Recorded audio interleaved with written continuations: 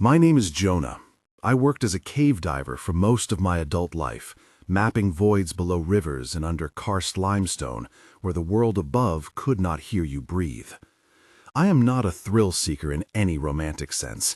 I am a professional who learned to read darkness the way others read weather. 20 years logging lines, more than 500 dives, certifications in cave and technical diving, contracts with private recovery teams and university labs that wanted things pulled from places light cannot reach. I say this because the story I am about to tell demands that you understand who was there and what I had done until that day when something happened that altered what it means for me to come up for air. The cave I went into that morning has a name among locals I will not use on record, and a nickname among fishermen who avoid its mouth. It begins like any sinkhole, an almost polite indentation in the river, but descending it felt like stepping through a curtain into a different physics. The first thing you notice is the silence, the second is the pressure behind your teeth, and the third is the smell that comes out of wet stone when a place has been closed for centuries. I have recordings, rough camera takes, pressure logs, and voice notes hidden on encrypted drives. The company tried to call the incident equipment failure. I know better. You will hear names and sounds and some things that I wish I could forget. Stay with me, and you will understand why I do not go near a cave anymore.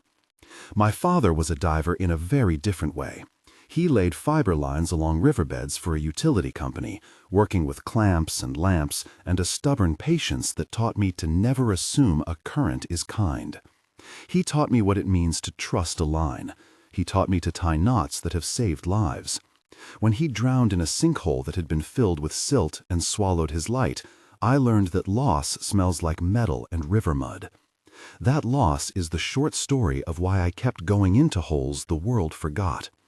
There is a thread that runs from the day I held my father's hand as he went under the surface to the morning I signed the contract with a biotech company that wanted a sample from a cave system they could not otherwise reach. Obsession wears many faces. For some it is curiosity. For me it was an arrangement of debts, favors, and a desire to answer the question my father could not. What is at the bottom when no one else is watching? I married the ritual of preparation to the memory of his voice. Check your lines twice, breathe slow, never let a light go out. The company paid well enough to finance better equipment. It also came with non-disclosure papers that smelled of lawyers and threat. I signed them because I had bills and because the work made me feel like I could control the variables that had taken him. I did not know that control is an illusion reserved for land. Our team assembly was a small, precise choreography. There was Marcus, ex-Navy, the man who folded rope the same way every time and who never showed nerves. Laura, a marine biologist who loved microscopic life the way others love music. Sophia, our tech lead, who calibrated sensors with a patience bordering on obsession.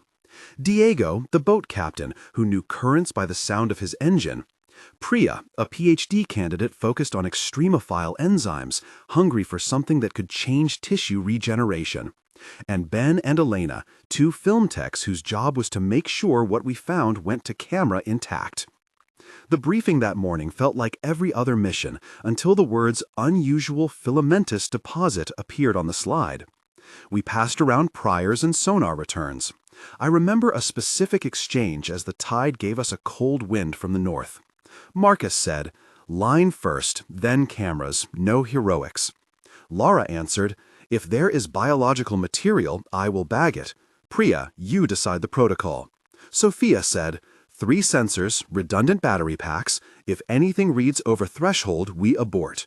Priya said, "We need sterile tools. If it is enzymatic, we move fast or the sample degrades." Ben asked, "You want continuous audio?" Elena added, "Yes, and 2 angles on the chamber." I finished, "We go slow. Line, comms, rate of descent. Stick to the checklist. If anyone deviates, we surface." That exchange was long and deliberate, 5 people at least, each voice small under the morning wind, each line a note in a song that was supposed to keep us whole. We packed rebreathers and bailout bottles, a sonar ping rig, and a small remote sledge the university had provided. a box of sterile vials, and a cooler for any live tissue. Sophia checked Marsden connectors with a nervous thumb. Marcus rolled the line into his palm like a prayer. The ritual of preparation has its own smell. Neoprene, antiseptic wipes, the oil of winches, river water in a bilge. The company gave us a map with a single red dot and a tacit promise. Retrieve the deposit, keep it cold, do not broadcast. The paperwork said nothing about what we might encounter below. The site itself is deceptive. From above, the river is ordinary, a chalky blue that reflects sky. At the sinkhole mouth, it narrows to a lip of stone that the current hammers like a fist. The local name for that lip translates roughly to the throat because the water seems to suck inward there at certain tides. The objective was simple in wording. Reach a cavern at 42 meters, collect a filamentous deposit found on sonar as a dense scattering, retrieve a piece no larger than my palm, and return. In the briefing, Priya showed numbers. Enzyme assays from a preliminary remote sample suggested proteins that accelerated cell adhesion in vitro. The lab wanted to see them intact. The stakes were monetary and scientific. If the enzymes behaved as preliminary tests suggested, they would be a leap forward for wound healing. If the sample was contaminated, there was no value. And there was a rumor, the kind that leaks out of universities, that someone wanted to patent a regenerative pathway and would pay handsomely to be first. When you mix incentive with unknown caves, you get choices that smell like both opportunity and rot. I remember the descent like a film strip of senses. The line hissed through my gloves. My rebreather emitted the rhythmic whisper of the scrubber working. The helmet lamp cut cones of light through thick, slow water. Silt rose like ash at the faintest contact and turned everything into smoke. The sonar pinged ahead, a cold, mechanical heartbeat, returning maps that were only helpful until you were in the water and the stone decided its own geometry. I tasted iron on my tongue from the river and the salt of old groundwater, and the pressure felt like someone turning the world into a fist around your chest. Marcus's light was a smear to my left. Laura's gloves flashed as she balanced a sterile vial. We traded lines and hand signals because sound does not travel usefully in cave water. There were at least 5 sensory moments in those first minutes. The cold that bit at exposed neck skin. The vibration in the line felt in my palm. The wet metallic smell that rose off a rock shelf like a breath. The taste of silt if you breathed wrong.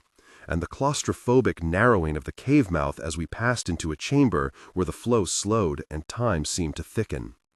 We checked depth on our HUDs. Our gas timers ticked. The cave swallowed noise and left only the slow hiss of regulators and the muffled clink of sensors. We found the chamber when the sonar returned a geometry unexpected for a river cave. A vaulted hollow with radial shelves and an inner pool that did not reflect light the way water normally does. The chamber looked wrong in ways you cannot easily describe. The walls were encrusted with something that under a lamp looked like a crust of pearl, and under a microscope like branching filaments that folded back into themselves. The film camera caught shells with their edges eroded in a pattern I had never seen, like mollusk carapaces that had melted and reformed. Laura's light found a patch that glowed faint blue under a narrow spectrum, and Priya reached out with a gloved hand, thumb and forefinger steady despite the shudder of the cave. Our dialogue there was slow and deliberate, recorded on 3 separate channels. Laura said softly, "Do you see how it folds? It is not calcification." Priya replied, "It is proteinaceous. Get the sterile forceps, Jonas. Careful of silt," Marcus cautioned. "Keep the line taut. Do not let it snag the shelf," I answered. "I will take a quarter sample. Ben, move the camera left. Elena, zoom in on the filament edge." Ben said, "Camera's live. Audio is picking up a low hum. Is that normal?" Sophia muttered, "No, no hum. Check the sensor array, Priya. Record the spectral readout." That exchange multiplied into the ritual of collection, 5 to 7 micro-conversations that kept us anchored. I extracted a piece no larger than my palm, wrapped it in sterile film, and sealed it in a vial Priya prepped. The vial felt heavier than it should, as if something in it had weight beyond mass. The light swallowed small bubbles, and a faint bioluminescence pulsed in the slits between filaments like a breathing pattern. The camera captured all of it, and the audio caught what I thought might be machine noise at first. A harmonic low tone that rose and fell, not rhythmic like sonar, but more like a single held note that interfered with our instruments. It sounded, in my recording, like a throat clearing itself after centuries. Pause here with me for a moment. I know you are feeling something watching these words: curiosity, dread, disbelief. I am asking a small favor. If you have read to this point and something in this kind of deep water story resonates with you, write in the comments what you would do if you found a sample that could change medicine but that also felt wrong. Start your sentence with "I would" and one action word, like "I would retreat" or "I would call authorities." Your responses matter because they help me and others map how many people would prioritize safety over disclosure, or vice versa. Tell us in one line, and be honest. If you have a similar experience, say it, because collecting other reports has guided me to places I never would have gone alone. Your comment helps build a community of careful witnesses. Now that you have imagined your choice, come back to what we found, because the difference between theory and reality is what took everything from us. The first moment of real tension came when the low tone in the chamber changed pitch and our lights flickered. I describe it in 2 short paragraphs because the memory arrives in fragments. The camera began to stutter. Ben tapped the housing and cursed into his mic. The water where our vials floated took on a ripple that seemed to originate from within the filamentous mass itself, not from current or our movement. My hand, which had been steady, felt the line of life between pulse and rope slip by a fingertip as if something below had exhaled. In the second piece of that moment, our helmet comms cracked. Marcus's voice came muffled and then clean. "Do you feel that?" he mouthed. Laura's breath hitched. On the footage, you can hear a sequence of clicks, like the cave had teeth. The vials trembled as if a sound could move matter. The sense of being watched became tactile, a pressure at the back of the skull. A second tension segment unfolded when Sophia's array spiked and her face paled through the mask. She whispered into her mic, "Radiation? No, not radiation. Electromagnetic interference on all bands." I could smell the copper tang of adrenaline on my own breath. Priya's jaw clenched, and the sample in my hands felt suddenly hot despite the cold water. The cave hummed a single low frequency that made my fillings vibrate. Our instruments disagreed with each other. The sonar returned false echoes, and the remote sledge sent back images of the filament rearranging itself as if to avoid the camera. The trained mind tries to name phenomena, and in that naming we find temporary control. None of the names fit what we were experiencing.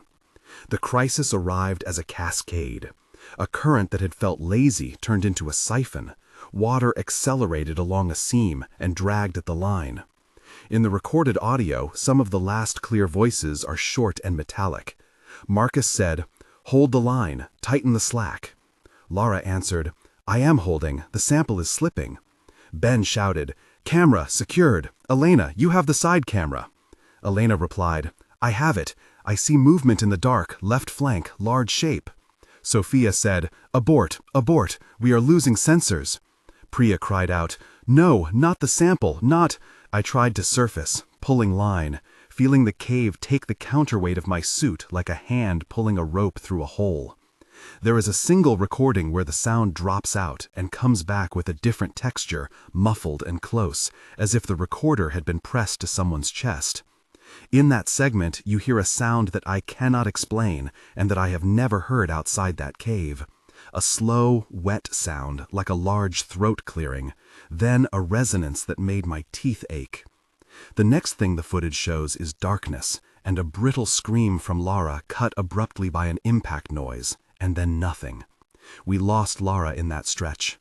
That loss formed a physical ache in me so real I still feel it when rain hits the roof. The escape afterwards was a series of mechanical motions performed by people who had been trained for failure. Marcus tied a debris knot in the line, and we followed rope we could not see until Marcus surfaced first, coughing river water and swearing low. I came up after him, dogged and filled with a cold that felt like a different body. Ben and Elena hauled out cameras and handed over drives. Diego wrapped his coat around us and did not ask anything until we were breathing air that smelled like diesel and wet canvas. We had one vial intact. The sample leaked. A faint glow across the cooler, and Priya sat down and pressed her head to the hull until she stopped shaking. The company was waiting with an evidence technician and a stack of forms. They handed us NDAs with neat paragraphs and an unemotional face.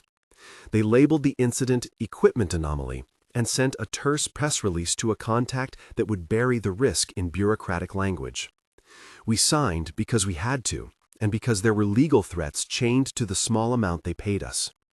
The university took custody of the vial and placed it in a cold store. The footage Ben and Elena had recorded was copied and then partially redacted before it left the facility. I kept a backup that I encrypted, a small act of defiance and memory. 3 separate moments of tension remain vivid to me as separate pages of a book I cannot close. They were not long each, but they burned in my chest. The first was the vibration that made fillings hum and the instruments contradict themselves. The second was Laura's scream swallowed by a rushing current and the small sound like a throat clearing that followed. The third was the way the sample felt in my hand, warm and wrong, as if it had not fully become inert matter. Each of those moments lasted about the length of a breath, but in memory they balloon into much more. In the weeks after we returned, the official line held. The university gave us a press statement about unidentified organic deposit exhibiting unusual conductive properties, and then a clinical lab handed back assays that were redacted. The company tightened access to the site and instituted a moratorium on dives. Priya published a short, cautious paper with co-authors whose names I barely recognized, and the grant committees cheered. Laura's absence became a vacuum that no amount of protocol could fill. There were private conversations. Dr. Ames from the biotech division wanted to discuss the vial alone, and in that meeting he used precise technical language to say that the deposit contained a protein complex behaving like a scaffold for cellular matrices. He offered funding for research and a retention agreement for the team if we kept quiet. Marcus refused and walked out. Sophia took a contract with a subaquatic inspection firm. Ben and Elena moved into documentary work that required less line work. Priya stayed in the lab and sent me data that I would open at night and stare at until the numbers meant more than the faces I had lost. The company labeled our incident in internal documents as instrumental anomaly, and the legal team circled like vultures. I was left with recordings, a vial, and a memory of a sound that lives under my ribs. 1 month after the dive, I could not sleep. I kept the backup drives in a drawer and played small segments on repeat. My dreams were full of throat sounds, the same low vibration that had made my teeth ache. I would wake with my hands smelling like river mud and the bitter tang of antiseptic where we had opened the sterile kit. I started seeing patterns in ordinary noises. The refrigerator humming that used to be white noise now sounded like a cave resonance. I found myself tracing knots in rope at odd hours, a nervous reminiscence of safety. At work, I avoided opportunities to go near water. I took a desk job for a month and then took leave. The grieving had an edge of guilt because the research that might have saved thousands had also taken a woman I loved as a colleague. 3 months later, the lab called me in. Priya had sequenced part of the protein complex and found motifs that resembled extracellular matrix binding domains, but mutated in a way that allowed rapid polymer chaining.